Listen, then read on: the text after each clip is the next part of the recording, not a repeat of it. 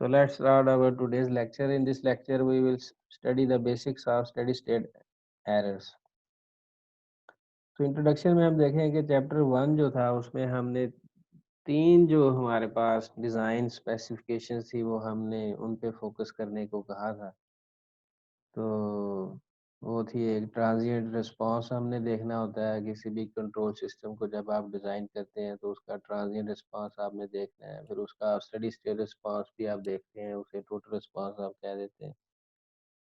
और दूसरा हम देखते हैं कि स्टेबल कितना है ये सिस्टम, स्टेबिलिटी क्या है, जो हमने चैप्टर 6 में जो है वो स्टेबिलिटी क्राइटेरिया राउथ हॉर्विट्ज जो है उसके थ्रू देखा है कि सिस्टम स्टेबल कब होता है। वो तब होता था जब जो राउथ हॉर्विट्ज टेबल है उसका जो लेफ्ट मोस्ट कॉलम है उसमें जितनी नंबर ऑफ साइन चेंजेस होती थी उतने जो पोल्स हैं वो राइट प्लेन में होते थे। तो अगर पोल जो है वो जो आपकी एस प्लेन है, पोल जीरो जो ग्राफ है उसकी राइट प्लेन में कोई पोल आ जाए तो अनस्टेबल हो जाता है। तो पोल सारे के सारे लेफ्ट पे होने चाहिए या फिर एक्सिस के ऊपर होने चाहिए जे मैदान।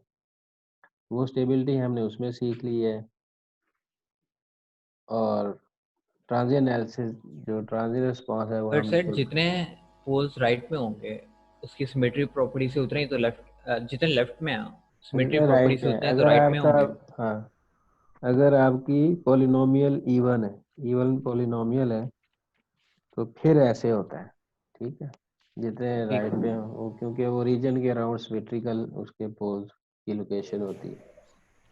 ठीक है। तो राउथ हार्वर्ड से हम पोल्स की लोकेशन नहीं फाइंड कर सकते, हम जस्ट पोल की प्लेन बता सकते हैं कि किस प्लेन में है। ठीक है, और वही काफ़ी है क्योंकि स्टेबिलिटी ही हमने चेक करनी है। सिस्टम को हम डिज़ाइन कर रहे हैं और अगर वो स्टेबल ही नहीं है तो सारा डिज़ाइन मीनिंगलेस है। ठीक है ना बात। तो सिस्टम को आप पैरामीटर चेंज करके डिज़ाइन करते हैं, स्टेबिलिटी चेक करते हैं। आउटपुट तो वैसे आप मेजर कर सकते हैं, आउटपुट का मसला नहीं है। आउटपुट अगर आपकी लेट से आ भी रही है, ठीक है, और सिस्टम स्टेबल नहीं है तो उसका कोई फ़ायदा नहीं। ठीक है, तो स्टेबिलिटी भी चेक करनी होती है, वो हम चैप्टर 6 में सीख चुके हैं। ट्रांजिएंट रिस्पांस, इसका एनालिसिस फाइंड करना, टोटल रिस्पांस जो है ये चैप्टर 4 में हम देख चुके हैं कैसे फाइंड करते हैं। ज़ाहिर बात है आप ट्रांसफर फंक्शन निकालते हैं मुख्तलिफ फिजिकल जैसे गियर सिस्टम वाली हमने पढ़ा था, सर्किट्स पढ़े हैं, उनका ट्रांजिएंट रिस्पांस निकालते हैं एस डोमेन में और बाद में हम उनका लैप्लास इनवर्स ले लेते हैं। तो टाइम डोमेन में भी ट्रांजिएंट रिस्पांस आ जाता है। ये सारा काम हम चैप्टर 2 से 4 तक हमने ये किया हुआ है। 5 में तो वो एक टेक्नीक थी जिसमें आप अगर आपके पास एक सिस्टम है उसमें काफ़ी ज़्यादा सब सिस्टम है और हर सब सिस्टम का एक छोटा सा ट्रांसफर फंक्शन है, तो बड़ा जो ओवरऑल इक्विवेलेंट सिस्टम होगा उसका ट्रांसफर फंक्शन फाइंड करना होता है।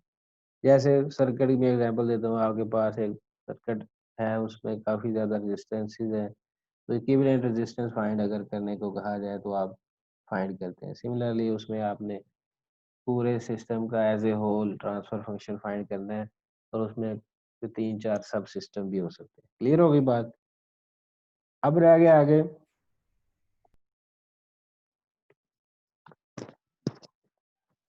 Steady state error. Steady state नाम पे गौर करें आप, कौन सी स्टेट की एरर है ये? Steady state. तो जब आपके सिस्टम की जो आउटपुट है वो स्टेडी हो जाएगी तो हमने देखना है कि एरर कितनी है इसमें। क्या देखना है भाई? एरर। एरर। वो इसमें हम देखेंगे तो हम पहले डिफाइन करेंगे कि स्टेडी स्टेट एरर है क्या। Definition and inputs, test inputs. So steady state error is the difference between the input and the output। बड़ी सिंपल डेफिनेशन है। एक आपने इनपुट रेफरेंस दी होगी जिसे रेफरेंस इनपुट कहते हैं या रेफरेंस पॉइंट कहते हैं। ठीक है, मैं उसकी एग्जांपल ऐसे देता हूँ, लेट से एक मोटर है। ठीक है, मोटर मूव कर रही है, मोटर की स्पीड बढ़ रही है जो ही आपने वोल्टेज अप्लाई की है। आपने उसे रेफरेंस स्पीड कोई दी हुई है, लेट से 3000 आरपीएम। क्या दी हुई है भाई? 3000 आरपीएम। और आप चाहते हैं कि आउटपुट भी जितनी आप रेफरेंस देते हैं ना, आपकी आउटपुट उसके करीब आनी चाहिए, क्योंकि फीडबैक लूप का मतलब ही ये है कि आउटपुट जो है वो एरर जीरो तभी होगी ना जब आउटपुट और इनपुट दोनों का डिफरेंस क्या हो जाएगा, जीरो हो जीरो। जाएगा। तो लेट से मोटर पे आप लोड डालते हैं तो क्या होता है, जब लोड डालते हैं मोटर की शाफ्ट के ऊपर तो यकदम मोटर पे जब लोड पड़ता है तो उसकी स्पीड क्या हो जाती है, कम हो जाती है। कम हो जाती है। स्पीड जब कम होगी तो एक एरर सिग्नल जनरेट होगा ना, एरर आ जी जाएगी। सर। तो उस एरर सिग्नल के कॉरेस्पॉन्डेंस जो है ना, एक्चुएटर एक करंट सिग्नल जनरेट करेगा जो मोटर को मिलेगा, और फिर मोटर की स्पीड आहिस्ता आहिस्ता क्या होती जाएगी, बढ़ती जाएगी। यानी करंट सिग्नल ये होता है कि जो जो ही स्पीड स्लो होती है मोटर जो है वो ज़्यादा करंट ड्रॉ करती है सप्लाई से, ठीक है। जब वो ज़्यादा करंट सप्लाई से ड्रॉ करेगी उसका टॉर्क भी बढ़ेगा, टॉर्क ऐसा ऐसा बढ़ेगा तो उसकी स्पीड जो है वो रेफरेंस, वो एरर एरर क्या होता जाएगा, पहले एरर ज़्यादा होगा, फिर जो जो स्पीड बढ़ रही है उसकी फिर एरर कम होता जाएगा, कम होता, और एक टाइम ऐसा आएगा कि एरर क्या हो जाएगा, ज़ीरो हो खत्म हो जाएगा। जाएगा। जो ही एरर ज़ीरो हो जाएगा, मोटर अपनी वो जो नॉमिनेटेड स्पीड है जो रेफरेंस स्पीड के इक्वल होनी चाहिए वो आ जाएगी, तो मोटर जो है सप्लाई से करंट ड्रॉ करना मिनिमाइज कर देगी, मिनिमम करंट ड्रॉ करेगी सप्लाई से, और उस वक्त मोटर जो है वो कम पावर ले रही होती है। तो ये वो स्टेडी स्टेट एरर है। एरर क्या होती है कि रेफरेंस पॉइंट और जो एक्चुअल आपकी आउटपुट आ रही है उन दोनों में डिफरेंस, यानी इनपुट और आउटपुट में difference at steady conditions, steady state. और दूसरा आपको पता भी है, सो डेफिनेशन क्या है, steady state error is the difference between the input and output. बहुत सिंपल चैप्टर है, या कुछ भी नहीं है। For a prescribed test input as t approaches to infinity, steady state है तो टी अप्रोचेस टू इन्फिनिटी पे हमने देखना होता है। एक और बात मैं आपको बता दूं, स्टेडी स्टेट हम इसलिए स्टडी कर रहे हैं कि आपको पता है सिस्टम में दो रिस्पांस होते हैं, एक नेचुरल रिस्पांस होता है, क्या होता है, फोर्स फोर्स रिस्पांस। रिस्पांस। और फोर्स। आपको पता है स्टेबिलिटी जब हम स्टडी कर रहे थे हमने देखा था कि जो नेचुरल रिस्पांस है ये सिस्टम को अनस्टेबल करता है। सम टाइम नेचुरल रिस्पांस की वजह से आउटपुट की स्विंग्स इतनी ज़्यादा हो जाती हैं कि आउट ऑफ बाउंड हो जाती है, यानी आउटपुट जो बाउंडेड इनपुट के लिए भी बाउंडेड आउटपुट नहीं आती, जो चैप्टर 6 में हम पढ़ रहे थे, बीबो का जो कंसेप्ट था। तो natural response out of bounds हो जाता है, तो वो स्टेबल नहीं होता है सिस्टम। तो अगर आपने स्टेडी स्टेट एनालिसिस करना है, एरर एनालिसिस करना है, तो पहले आपको स्टेबिलिटी एनालिसिस करना चाहिए कि क्या सिस्टम स्टेबल है या नहीं है। स्टेबल अगर है तो फिर आप प्रोसीड करेंगे किस तरफ, स्टेडी स्टेट एरर एनालिसिस की तरफ। तो ज़ाहिर बात है हम टी प्रोड्यूस टू इन्फिनिटी पे आप स्टेडी स्टेट को चेक कर रहे हैं, एरर को चेक कर रहे हैं, तो वहाँ पे जब आपको पता है नेचुरल रिस्पांस की अगर स्टेबल रखना है सिस्टम को, तो एक डेफिनेशन ये भी थी कि नेचुरल रिस्पांस जो है वो टी प्रोड्यूस टू इन्फिनिटी पे क्या होना चाहिए, sir point two. Close to zero होना चाहिए, यानी क्या होना चाहिए अभी, close close to. To close to zero. So in order to explain how these signals, तो कुछ इनपुट्स फिर देनी पड़ती हैं सिस्टम को ना। Test inputs use for steady state analysis and design are summarized in chapter. इस टेबल में हमने टेस्ट इनपुट्स दिए हैं जो सिस्टम को हम दे के चेक करते हैं कि इसका स्टेडी स्टेट एरर कितना आ रहा है। तो उसके लिए जो उसने पूरे चैप्टर में एक ही आपको पता है वो केस स्टडी लेके चल रहा है, वो कौन कौन सी है, एंटीना वाली। वो कहता है कि एंटीना की जो पोजीशन है, पोजीशन कंट्रोल जो है उसको हम अज्यूम करते हैं। In order to explain how these test signals are used, let us assume a position control system where the output position follows the input commanded position. क्या मतलब आउटपुट पोजीशन क्या होती है कि जैसे हमने देखा कि रडार को मूव करना है, रडार को क्या करना है, मूव करना है, और इनपुट पे क्या थी, एक छोटी सी नॉब थी, वहां से आप रोटेशन दे थोड़े से क्या देते थे, रोटेट करते थे नॉब को, यानी कुछ डिग्रीज उसको मूवमेंट करते थे, और आउटपुट पे पोजीशन कंट्रोल क्या होती थी, पूरा रडार जो है वो उस इनपुट के करस्पॉन्डेंस क्या करता था, मूव करता था ऊपर। तो ये पोजीशन कंट्रोल थी, यानी इनपुट साइड पे आप एक नॉब से कंट्रोल कर रहे हैं, और आउटपुट साइड पे पूरी की पूरी जो फिजिकल असेंबली है वो क्या कर रही है, रडार की मूव कर रही है। तो टेस्ट इनपुट जो steady state error and error analysis and design के लिए यूज़ कर सकते हैं वो ये हैं। सबसे पहले वेवफॉर्म के स्टेप इनपुट आप देंगे, उसकी शेप आपके सामने ही है, ठीक है। और स्टेप जो है वो यूनिट स्टेप भी हो सकता है, ठीक है, और यूनिट स्टेप नहीं भी हो सकता। क्या ख्याल है? नहीं, जी सर। आर टी वैसे इसकी सिंबल है, लेकिन अगर ये यूनिट स्टेप हो तो यू टी हम उसे कहते हैं। क्या कहते हैं भाई? U t. यूटी। यार वरना आर टी यूटी हम सर। क्या, वरना r t is equal to a u t होता है। क्या होता है भाई? R t is equal to, a u t. और ए कोई भी नंबर हो सकता है, ए 2 UT हो सकता है, 3 UT हो सकता है, 4 5 6 कुछ भी हो सकता है, ठीक है। और अगर यूनिट स्टेप फंक्शन है तो ए इक्वल टू 1 हो जाए। स्टेप नेम क्या है? यूनिट स्टेप इनपुट है। फिजिकल इंटरप्रिटेशन क्या है? कांस्टेंट पोजीशन, ठीक है। कि अगर आपने अपने जो सिस्टम है उसे किसी स्टेशनरी टारगेट, स्टेशनरी ऑब्जेक्ट को, रडार की ही अगर बात ले लें, लेट से आपने किसी फिक्स्ड पोजीशन पे ना अपना उसको ट्रेस करना है, तो आप जो इनपुट कौन सी देंगे?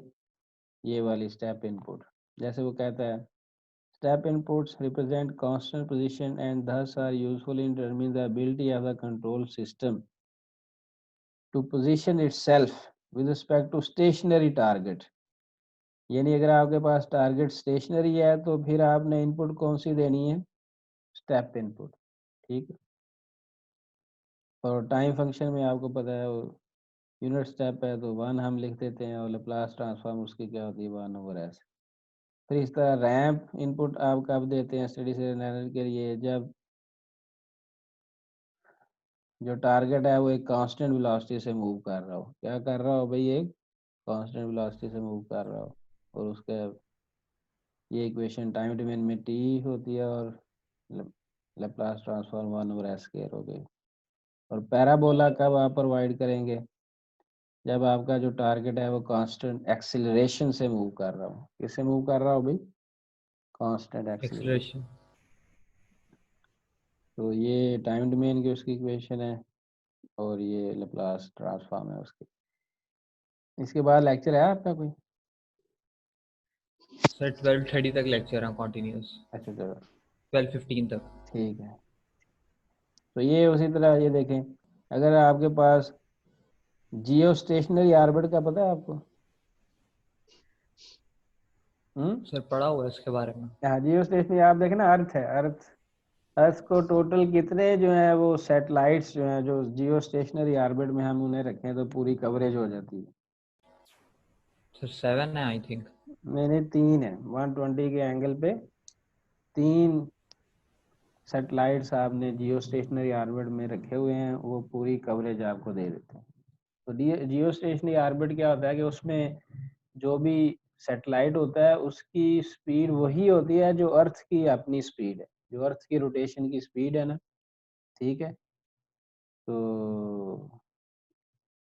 आपको पता है रिलेटिव पोजीशन क्या होती है? लेट से 2 बसें जा रही हैं पैरेलल में, दोनों 100 माइल की स्पीड पे हैं, तो दोनों एक दूसरे के लिहाज से क्या है? जीरो की स्पीड। स्टेशनरी है रिलेटिव ना, है। स्टेशनरी। स्टेशनरी। रिलेटिवली स्टेशनरी है। मतलब इसी तरह से जब एक ऑब्जेक्ट मूव कर रही है और दूसरा ऑब्जेक्ट भी उसी स्पीड से मूव कर रहा है, तो दोनों जो होते हैं वो क्या एक दूसरे के लिहाज से क्या हो गए? स्टेशनरी हो गए। स्टेशनरी। तो जियो स्टेशनरी जो सैटेलाइट होता है उसकी स्पीड अराउंड द अर्थ वो उसी स्पीड से मूव करता है जिस स्पीड से अर्थ जो है वो मूव कर रही होती है। ठीक होगी बात ये वाली? जी सर। फिर उसके बाद उसने एग्जांपल दी कि कांस्टेंट वेलोसिटी क्या है, कि लेट से सैटेलाइट है orbiting at a constant velocity है। एक सैटेलाइट है वो अब जियो स्टेशनरी ऑर्बिट में तो नहीं, वैसे ही है, ठीक है, वैसे भी तो होते हैं ना। तो वो जो है वो कांस्टेंट वेलोसिटी से अगर मूव कर रहा है तो उसकी अगर स्टडी से एरर चेक करना है तो आप क्या यूज़ करेंगे? Ramp input. फिर इस तरह मिसाइल जो होता है आपको पता है ये एक्सिलरेट करते रहते हैं। ये क्या करते हैं? बिल्कुल एक्सिलरेट करते हैं। इनका एक्सिलरेशन जो होता है वो कांस्टेंट होता है, ठीक है, लेकिन स्पीड क्या होती है? वेरी करती है। तो उसके लिए हम क्या यूज करेंगे, पैराबोला। इनपुट कौन सी यूज करेंगे, पैराबोला। इसमें लिखा भी हुआ ramp inputs represent constant velocity inputs to a position control system by the linearly increasing amplitude. ठीक है, these waveform can be used as a test system's ability to follow a linear increasing input or equivalent to track constant velocity target। यानी position जो है वो linearly increase कर रही है। ठीक है, आपको पता है rate of change of position हो तो वो वेलोसिटी के इक्वल होता है, और वो जो है लीनियरली इंक्रीज कर रही है। लीनियरली इंक्रीज करने का मतलब है कि rate of change of position is constant, तो उसके कांस्टेंट होने का मतलब है कि वेलोसिटी क्या है, कांस्टेंट है उस टारगेट की। ठीक है, तो इसी तरह ये कांस्टेंट वेलोसिटी उसने एक्सप्लेन कर दिया। फिर वो कहता है finally parabolas whose second derivatives are constant.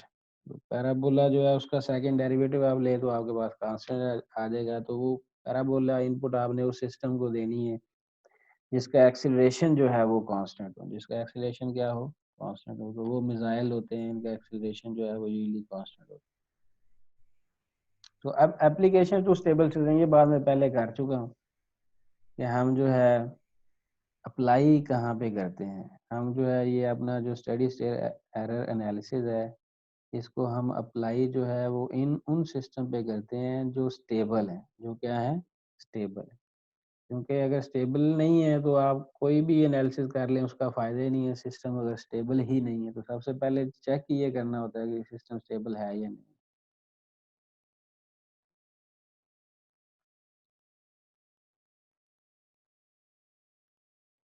तो इसलिए कहता है thus the engineer must check the system for stability while performing steady state error analysis and design। तो steady state error analysis design करना है तो स्टेबिलिटी भी चेक करनी पड़ेगी। However in order to focus on the topic, हम इस chapter में वो assume that all the examples and end chapter problem जो इस चैप्टर में गिवन होगी वो सारे स्टेबल सिस्टम को रिप्रेजेंट कर रही हैं। किसको रिप्रेजेंट कर रही हैं भाई, स्टेबल सिस्टम। टेबल सिस्टम को। लेकिन आप किसी भी एग्जांपल को उठा के एंड चैप्टर को उठा के अगर आपको लगता है कि ये स्टेबल नहीं है तो आप उसका स्टेबिलिटी राउथ हॉर्विट उस पर अप्लाई करें और उसकी स्टेबिलिटी को आप चेक कर लें। ठीक है, एवेल्युएटिंग स्टेडी स्टेट एरर्स। तो इसको ग्राफ से हम देखते हैं। लेट से पहला ग्राफ है वो, उसकी एक्सप्लेनेशन इसके अंदर है। ठीक है, ये इनपुट आपने रेफरेंस सेट कर दिया। क्या कर दिया भाई, रेफरेंस सेट कर। और ये क्या चीज़ है, इस वाई एक्सिस पे टोटल रिस्पांस है, सी टी। सी टी क्या, सिस्टम का टोटल रिस्पांस, और एक्स एक्सिस पे टाइम है। तो पहला जो सिस्टम है जिसकी आउटपुट को हम आउटपुट 1 कह रहे हैं, वो देखें उसमें एरर कितना है, स्टेडी जीरो। स्टेट है 0 तकरीबन। क्योंकि जो स्टेडी स्टेट पे जाके जब टाइम अप्रोच कर रहा है इन्फिनिटी को, तो ये रेफरेंस के साथ ही ये ओवरलैप हो गई है इसका टोटल रिस्पांस, तो एरर इसमें 0 है। व्हाट अबाउट आउटपुट 2, एरर ज्यादा। तो E2 इन्फिनिटी एग्जिस्ट कर रहा है ना, यस। E2 है जी सेकंड सर। सिस्टम का स्टेडी स्टेट एरर। और इसको स्टेडी स्टेट को हम, ये इन्फिनिटी शो कर रही है कि ये स्टेडी स्टेट एरर है। इन्फिनिटी शो कर रही है कौन सा एरर है भाई, स्टेडी स्टेट। अगर E2T होता तो ये किसी भी टाइम पे एरर हो सकता है। लेट से इस जगह पे कितना एरर है, तो यहाँ पे T को हम कोई ना कोई टाइम लेते हैं ना, वो T5 सेकंड या T6 सेकंड। तो E2 इन्फिनिटी रखने का मतलब ये है कि ये कौन सी एरर है, steady state error, study. and we are concerned with steady state error। और किसी भी टाइम पे एरर जो है वो हम इतनी मीनिंगफुल नहीं है, क्योंकि हमें पता है कि सिस्टम जो है वो कुछ टाइम लेता है अपने आप को क्या करने के लिए, स्टेबल करने के लिए स्टेबल और कर। अपनी आउटपुट जो है वो अचीव करने के लिए। तो इसलिए किसी और टाइम पे एरर निकालना यूजफुल नहीं है। बट यू कैन डू कि आप चेक कर सकते हैं कि अभी सिस्टम कितना पीछे रह गया रेफरेंस पॉइंट से। बट ये सारा जो काम है ये फ्रैक्शन ऑफ सेकंड में हो रहा होता है। ठीक है, इसलिए स्टेडी स्टेट एरर जो है वो निकालना ही यूजफुल है। तो ये तो था स्टेप इनपुट के लिए। अब रैंप की बात आ गई। ये दूसरा जो ग्राफ है इसमें आप देखें, ये इनपुट आपका रैंप फंक्शन ये है, ऊपर वाली लाइन सबसे नजर आ रही है, सबसे ऊपर जी लिखा भी सर। हुआ है इनपुट। फिर ये आउटपुट 1 है, ये आउटपुट 2 है और ये आउटपुट 3 है। अब आउटपुट 1 में स्टेडी स्टेट पे एरर कितना है? Almost zero. 0। ऑलमोस्ट। और आउटपुट 2 में ये एक एरर है, E2 ई इन्फिनिटी टू नजर आ रहा है। इन्फिनिटी है। What about output 3 error? वो काफी ज्यादा दोनों से।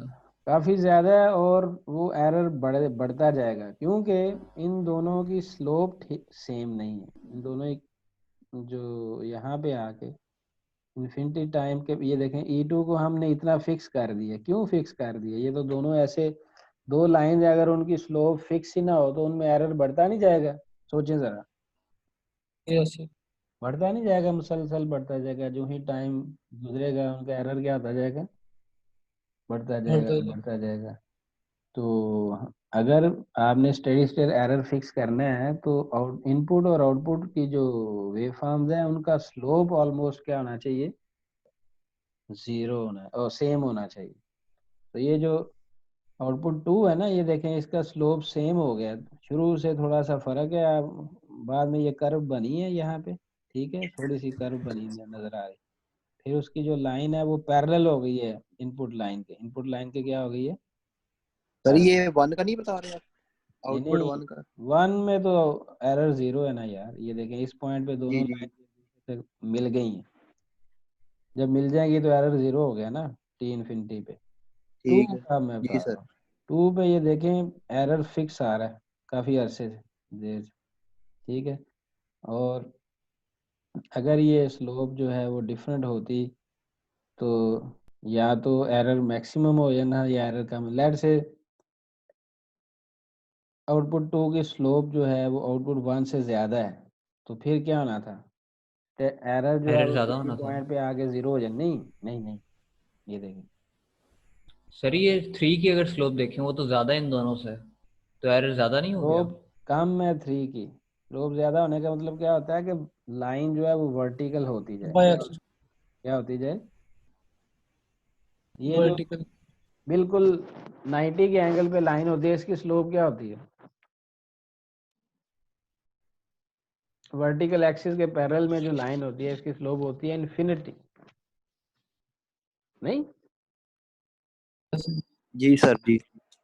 और जो एक्स एक्सिस के पैरेलल में लाइन होती है उसकी स्लोप क्या होती है? 0। 0। तो अगर लाइन एक्स एक्स, ये जो आउटपुट 3 है ये एक्स एक्सिस के पैरेलल में आ रही है ना, करीब क्लोज टू एक्स एक्सिस आ रही है, तो इसकी स्लोप आउटपुट 2 से और आउटपुट 1 से कम है। नहीं समझे बात? ठीक है सर। और अगर एक लाइन में यहाँ ऐसे ड्रा करूं तो उसकी स्लोप सबसे ज्यादा होगी। तो ठीक हो अगर गया। इनपुट और आउटपुट में हमने देखना होता है कि लाइंस की स्लोप्स कैसी हैं, ठीक है। अगर तो दोनों लाइंस जो हैं पैरेलल नहीं हो रही तो उनका एरर या तो बढ़ता जाएगा या कम हो जाएगा, ठीक है। देखिए ना, अगर ये ऐसे लाइन मैंने ड्रॉ की है, दूसरी लाइन ऐसे शुरू हुई है, कर्व बनी है, और फिर ऐसे यहाँ पे ही, जाके टच कर गई है, ऐसे सडनली उसकी स्लोप जो है वो इंक्रीज कर गई है, तो उसका एरर भी 0 होता है, ठीक है। जी ठीक है। ये एक तीसरी तीसरी आउटपुट है। ये ऐसे शुरू एनालिसिस, इसका रिस्पांस ऐसे ट्रांजिएंट है यहाँ पे, और फिर ट्रांजिएंट के बाद ये अगर कांस्टेंट हुई भी है, यानी ट्रांजिएंट ख़त्म भी हुआ है, तो इसकी स्लोप और इनपुट की जो स्लोप है उसमें डिफरेंस है, पैरेलल नहीं हुई ये दोनों लाइंस, तो इनमें एरर जो है वो बढ़ता जाएगा, जैसे कि उसमें लिखा भी है इसने। If the output slope is different from that of the input, ये लिखा हुआ है, then output 3 shown in figure 7.2 be results.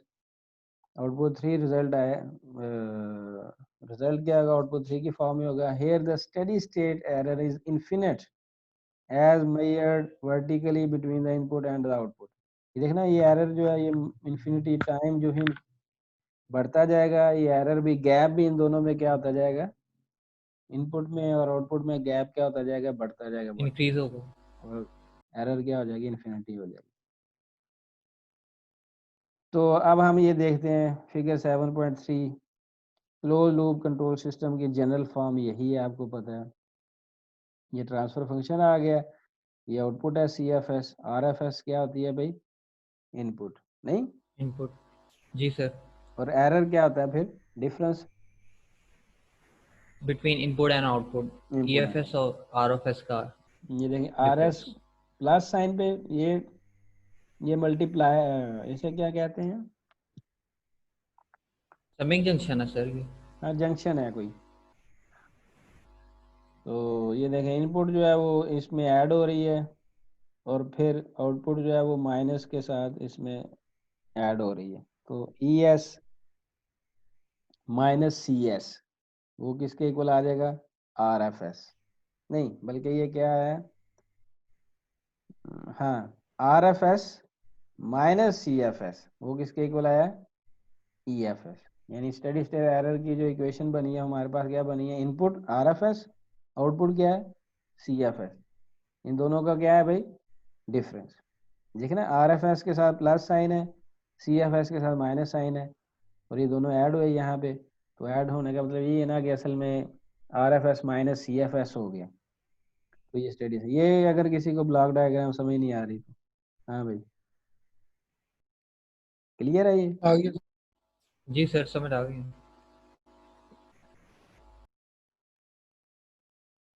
तो अगर फीडबैक लगा हुआ है तो आपको पता है इनपुट जो है वो, आउटपुट जो है वो इनपुट पे लगा देते हैं हम।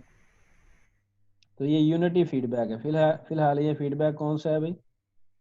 Unity unity. फीडबैक, क्योंकि यहाँ पे कोई गेन नहीं है। इनपुट जो है वो without any gain, output without any gain आपने इनपुट पे ऐड कर दी है। तो ये यूनिटी फीडबैक है। तो उसी तरह एरर सिग्नल जनरेट क्या हो जाएगा? RFS माइनस CFS, और वो GFS, यानी ये जो प्लांट है उसको एक एक्चुएटिंग सिग्नल ये मिल रहा है, एरर सिग्नल के प्रोपोर्शनल होता है वो। मोटर जो करेक्शन मेथड होता है वो यहीं से फीडबैक चलता है, यहाँ से कि आउटपुट और इनपुट का डिफरेंस होके एक एरर आता है, और उस एरर सिग्नल के कॉरेस्पॉन्डेंस से एक एक्चुएटिंग सिग्नल जनरेट होता है जो प्लांट को मिलता है।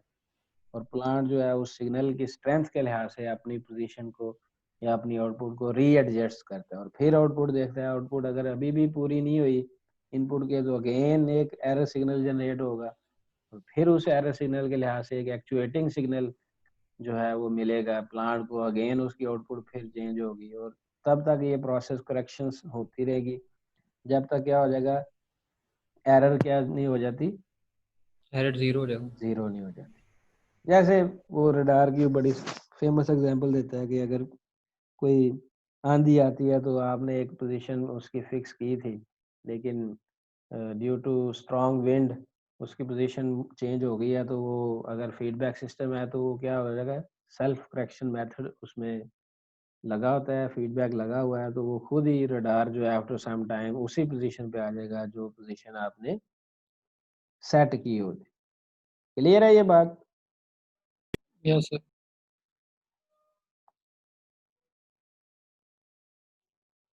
तो ये भी देखें जरा, system with a finite steady state error और जीरो स्टेडी स्टेट एरर। ठीक है, ये हमें देखना पड़ेगा कि ये कैसे है। ये जो ए सिस्टम है इसमें स्टेडी स्टेट एरर क्या है? फाइनाइट है, जीरो नहीं है, और इसमें जो है वो जीरो है। ये हम देखते हैं अभी। लेट से इसकी तो ये बात कैसे कर, पता चला कि इसमें फाइनाइट है और इसमें वो मैं जीरो? बताने लगा। इसमें देखें एरर के बाद एक गेन है। एरर के बाद गेन क्या है? के। नजर आ रहा है ये गेन? जी सर।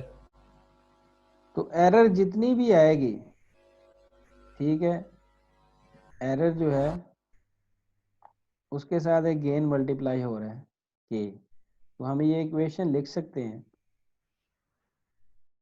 कि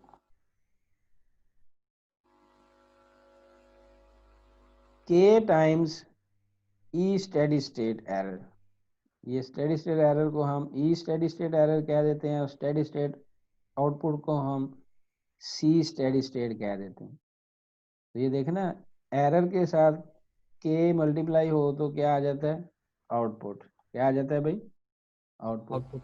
तो steady state output is equal to के times steady state input, steady state error. तो स्टेडी स्टेट एरर का फार्मूला क्या बन जाएगा? 1/k into steady state output. ठीक है, इसको थोड़ा सा मैं अब इस पैराग्राफ को बता दूं। पहले ये इक्वेशन कैसे आई, ये क्लियर हो गई बात या नहीं? सर ये डायरेक्ट 1/k की बजाय k नहीं होना चाहिए था? नहीं नहीं, के ही है, ये है पहली इक्वेशन, ये है steady state output is equal to के टाइम्स स्टेडी स्टेट एरर। देख रहे हैं? वहां से फिर हमने रीअरेंज किया यहाँ से। इसको मैं थोड़ा सा डार्क कर देता हूँ अपने हिस्से को। ठीक है। देख रहे हैं? यहाँ से रीअरेंज करके ये आया। उसने कहा भी है, मैं इसको पढ़ के दिखा देता हूँ। तो for example look at the system of figure 7.4a where RS is the input, CS is the output, और steady state error की इक्वेशन फिर क्या बनती है? RS minus CF is the error। अब वो कहता है consider a step input in the steady state if CFT equals RFT EFT will be equal। steady state में अगर CFT और RFT यानी इनपुट आउटपुट एक दूसरे के इक्वल हो जाए तो एरर जीरो होनी चाहिए। ठीक है, एरर क्या जी होनी सर। चाहिए? Zero. Zero. But with a pure gain k, error EAT cannot be zero if CFT is to be finite and non-zero। ठीक है, अब मुझे ये बताएं यार, क्योंकि एरर के साथ k मल्टीप्लाई हो रहा है हमेशा, एक गेन मल्टीप्लाई हो रहा है, और आउटपुट जो है जब तक जीरो नहीं होगी, क्या एरर जीरो हो जाएगा? No sir. क्योंकि एरर किसके इक्वल है? Input minus output. आउटपुट के। तो जब तक आउटपुट जो है वो जीरो नहीं होगी, ये एरर की कोई ना कोई वैल्यू तो आएगी ना। तो ये जी उसमें सर। क्या है? But with a sir pure ये ES सर ये ES एरर है ना? Yes, error signal, error signal, E से एरर सिग्नल। तो ये बात गौर से देखें। वो कहता है consider step input in the steady state if c f t equals r t. अगर आउटपुट इनपुट के इक्वल हो जाएगी तब एरर जीरो होगा। तब क्या होगा? E f t will be equal to zero. जब आउटपुट जो है वो इनपुट के इक्वल, और वही वो तो आइडियल केस है। वो कौन सा केस है? आउटपुट जब किसके इक्वल आ जाए? इनपुट के। यही हम चाहते नहीं है। जी सर। फीडबैक लगाने का मकसद क्या था? कि आउटपुट और जो इनपुट इक्वल रेफरेंस हो जाए। आपने दिया हुआ है, सेट किया हुआ है, इनपुट जिसे हम कहते हैं, उसके आउटपुट उसके इक्वल आ जाए। आउटपुट क्या आ जाए? तो आप जो है आपका इक्वल। सिस्टम, और वो सिस्टम एरर जीरो होगा और सिस्टम इस तरह चलता रहेगा, आउटपुट इनपुट के इक्वल होगी। Very good. लेकिन एरर का जो मैकेनिज्म है, एरर को जो स्टडी करने का ड्यूरेशन है, वो वही है जब सिस्टम में वाकई एरर इम्बैलेंस होता है। इनपुट और आउटपुट में, इनपुट और आउटपुट में क्या होता है? इम्बैलेंस होता है जब। तो ये बात हम उस टाइम की कर रहे हैं जब आउटपुट इनपुट के इक्वल नहीं है। जब आउटपुट, इनपुट के इक्वल नहीं है। हाँ, तो जब आउटपुट इनपुट के इक्वल नहीं है लेकिन जीरो भी नहीं है, तो क्या एरर जीरो हो जाएगा? नहीं। But with a pure gain के, प्योर गेन यहाँ पे हमने दिया हुआ है, the error EFT cannot be zero, error cannot be zero if CFT is to be finite and non-zero। ठीक है, जब तक CFT की कोई ना कोई फाइनाइट वैल्यू है या वो नॉन जीरो है। अगर जो है वो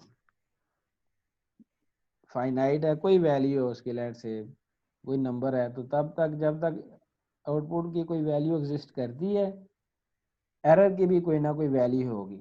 thus by virtue of the configuration of the system, अब ये सिस्टम की कॉन्फ़िगरेशन ही ऐसी है कि इसमें एरर सिग्नल कभी भी जीरो नहीं हो सकता।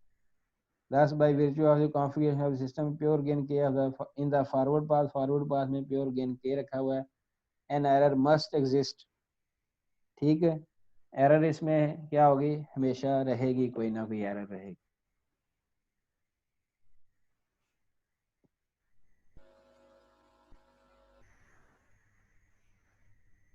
और वो आइडियल केस है जिसमें एरर क्या हो जाती है?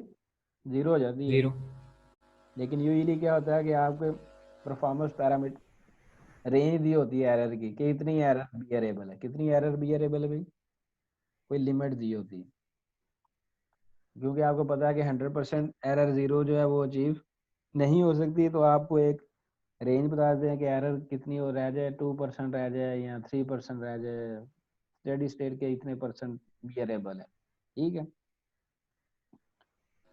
तो उस केस में ये देखें, ये इक्वेशन है, ये स्टेडी स्टेट, तो इससे शो होता है कि अगर आपने एरर को कम करना है, ये देखें, तो क्या करना पड़ेगा, गेन बढ़ाना पड़ेगा। गेन बढ़ाना पड़ेगा, के को क्या करना पड़ेगा, इंक्रीज करना पड़ेगा। तो ये 7.4a में ये कॉन्फ़िगरेशन ही ऐसी है कि इसमें एरर जीरो नहीं हो सकता। व्हाट अबाउट दिस, इसमें अब सिर्फ ये है कि के और एस भी आ गया। तो के और एस किस चीज की, ये प्रोपोर्शनल सर नहीं ये है। ए कॉन्फ़िगरेशन में अगर गेन ज्यादा बढ़ाते हैं तो एरर उतना ज्यादा नहीं होगा। नहीं नहीं, ये देखना, ये क्या फार्मूला बना है, 1/k बना। हाँ, तो एरर और के में इनवर्स रिलेशनशिप है, ठीक है, ये ठीक के है सर। ज्यादा बढ़ाने से पता क्या बढ़ा है, आउटपुट आपकी ज्यादा हो गई है। अब मैं आपको दोबारा समझाता हूँ, स्टेडी स्टेट आउटपुट की वैल्यू क्या होती जा रही है, ज्यादा होती जा रही है। इंक्रीज हो रही है। और यहाँ पे आप देखें, स्टेडी स्टेट वैल्यू की, आउटपुट की वैल्यू ज्यादा हो जाए तो एरर क्या होनी चाहिए, कम नहीं होनी चाहिए, इस जी इक्वेशन कम से। होना चाहिए। तो यही बात हम कर रहे थे, नहीं। जी ठीक है। ये प्रोपोर्शनल कंट्रोलर नहीं बना हुआ, ये देखें जरा, यस सर। और ये जी इंटीग्रेटर कंट्रोलर नहीं बना हुआ। ये जी इंटीग्रेटर है। और इसी तरह अगर के और एस केयर होता तो वो क्या होना था, सर वो डेरिवेटिव है डेरिवेटिव मेरा ख्याल। कंट्रोलर। तो तीनों अगर डेरिवेटिव मिला होगा। दिए जाए तो पीआईडी बन जाता है, क्या बन जाता है, पीआईडी बन जाता। ठीक है। जी ठीक अब है। यही समझाना था मुझे। अब ये इंटीग्रेटर है, इंटीग्रेटर कंट्रोलर है। इसमें उसी तरह देखते हैं हम, if the forward gain is replaced by an integrator as shown in figure 7.4b। यहाँ बस लेक्चर खत्म करते हैं, फिर आज कितने बजे आप फ्री हैं, 12:30 पे। हाँ 12:30 पे, वहाँ पे थोड़ा सा A2 लेक्चर। वालों से पूछ लें, अगर उनकी कोई लैब नहीं है 12:30 पे। हाँ भाई, A2 2 बजे है सर। 2 पे बात, ठीक है, थोड़ा आधा घंटा चाहिए बाद में, ये चैप्टर खत्म हो जाएगा ना, ठीक है आगे सर सीपी वगैरह कंप्लीट करनी है। तो यार आधा घंटा दे दो। चलिए तो ठीक हो गया सर, जैसे आप कहें ये ठीक हो गया। लेक्चर भी तो, ये डन है। लेक्चर बस इजी है, खत्म करना है इसको, मैं तो ठीक हो ज्यादा। गया, मतलब आप 1 बजे 1 से 2 लेक्चर रख लें ताकि आधे घंटे का हमें ब्रेक भी मिल जाए। चलो ठीक है, 1 से 2 का, ठीक, 1 से 2। चलें ठीक हो गया। हम्म, थैंक यू। तो अब हम बस खत्म होना, ये डायग्राम में एक्सप्लेन कर दूं। So if the forward path is replaced by an integrator as shown in figure, there will be zero error in steady state for step input। तो क्या अब इसमें एरर जीरो हो गई, उसमें एरर जीरो नहीं हो सकती, इसमें क्या हो गई, अभी जीरो हो गई। इसकी वजह अब क्या है, उसमें तो सिस्टम की कॉन्फ़िगरेशन ऐसी है ना, कि क्योंकि जब तक कोई भी फाइनाइट इनपुट आउटपुट आ रही है, एरर जीरो नहीं हो सकती, ठीक है।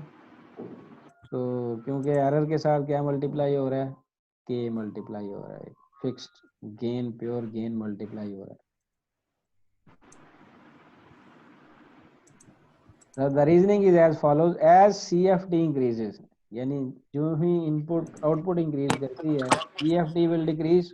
जब आपकी आउटपुट इंक्रीज करे तो आपको पता है एरर क्या होना चाहिए, डिक्रीज करना चाहिए, क्योंकि इक्वेशन जो है हमारे पास ये है, input minus output is equal to error signal होता है। This decrease will continue until there is zero error. तो कहता है कि CFT आउटपुट जो है इंटीग्रेटर लगा हुआ है, तो आउटपुट क्या होती जाती है उसकी, बढ़ती जाती बढ़ती जाती बढ़ती, ये आउटपुट को क्या करता जाता है इंटीग्रेटर, बढ़ाता इंक्रीज जाता करता है, रहता है। बढ़ाता जाता है। तो ये बढ़ाता जब जाएगा तो आपका एरर क्या होता जाएगा, कम होता जाएगा, कम होता जाएगा, और एक टाइम ऐसा आएगा एरर क्या हो जाएगा, जीरो हो जाएगा ड्यू टू इंटीग्रेटर। तो उसने इसके एग्जांपल ये दी कि let's say KFS forward path में हम एक मोटर लगाई हुई है। For example A motor can be represented simply as an integrator। applied voltage to the motor will cause rotation। Simple सी बात है, मोटर को जब आप इनपुट देंगे वोल्टेज की फॉर्म में तो रोटेशन आएगी। when the applied voltage is removed, ठीक है, तो क्या होगा, the motor will stop and remain at its present output position. तो अब देखें इंटीग्रेटर ने क्या किया आपके पास। तो पहले तो यहाँ से हम थोड़ा सा क्लियर कर लें, ये मैं बात यहाँ पे ही छोड़ गया था। This decrease will continue until there is zero error but there will be a value of CFT since an integrator can have a constant output without any input. Decrease किस में आती जाएगी, एरर में, until there is zero error but there will still be a value of CFD since an integrator can have a constant output without any input. ये क्या बात हुई कि इनपुट भी, तो फिर हमें अगर लेट से वो ऐसा सिस्टम है उसके हमने इनपुट को जो है वो स्विच ऑफ कर दिया, ठीक है, तो क्या होना चाहिए, फिर रिजल्ट क्या होना चाहिए कि आपकी आउटपुट जो है वो ज़ीरो नहीं हो जानी चाहिए, ठीक है। लेकिन मोटर अगर लगाई हुई तो उसमें ऐसा केस नहीं है। मोटर के वोल्टेजेस को अगर आप ज़ीरो कर भी देते हैं तो उसकी जो शाफ्ट है वो अपनी इनिशियल पोजीशन पे वापस नहीं आती, बल्कि जब वो रुकेगी तो वो एक ऐसी पोजीशन पे रुकेगी जो इनिशियल पोजीशन नहीं होगी, तो उसमें कोई ना कोई angular displacement with reference to the initial position आ रहा होगा। सो इंटीग्रेटर जो कंट्रोलर है उसमें यही होता है कि आपके पास इनपुट चाहे आप ज़ीरो कर भी दें तो कोई ना कोई फिक्स्ड आउटपुट आपके पास आ रही होती है, जिसकी एग्जांपल उसने मोटर की फॉर्म में आपको क्लियर कर दिया कि मोटर को वोल्टेज अगर आप ज़ीरो कर भी दें तो उसकी शाफ्ट जो है उसमें एंगुलर डिस्प्लेसमेंट फिर भी उतना होता है रिस्पेक्ट टू रेफरेंस एंगल। अगर आपने मोटर की शाफ्ट पे एक निशान लगा दिया ना, इनिशियल पोजीशन यानी यहाँ पे थी, तो आप देखेंगे कि वही जो आप मार्क आपने लगाया होगा, जब आप इनपुट को आप ज़ीरो कर देंगे तो वो मार्क उस पोजीशन पे नहीं होगा जहाँ पे वो इनिशियली था, वो मार्क जो है कहीं किसी और पोजीशन, किसी एंगल पे चला गया हो। तो अगर आप आउटपुट, हम मोटर की आउटपुट क्या लेते हैं, एंगुलर डिस्प्लेसमेंट की फॉर्म में लेते हैं, तो आउटपुट इज नॉट ज़ीरो,